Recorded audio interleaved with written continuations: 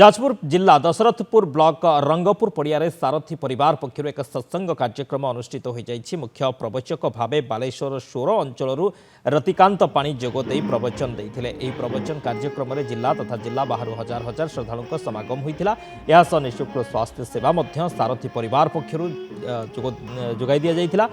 यह सत्संग कार्यक्रम जो समग्र अंचल एक आध्यात्मिक परिवेश सृष्टि होता। दीर्घ वर्ष पर सारथी प्रति रही भल पाइबा देखा मिलता। धीरे धीरे यही प्रवचन कार्यक्रम समग्र जिले में अनुष्ठित होबोली सारथी समर्थक मान पक्षर सूचना मिली।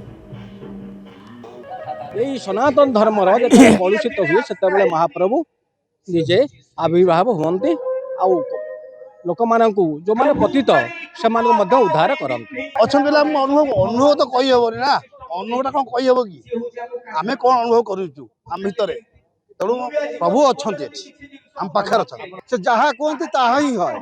मोर पुओ गोटे जमी कुकुड़ा अंडा भितर कौन बाहर पेंठी हम कि गंजा हम से सारथी देव 2015 मसीह कहते तो पुओ गोटे मास्टर हम।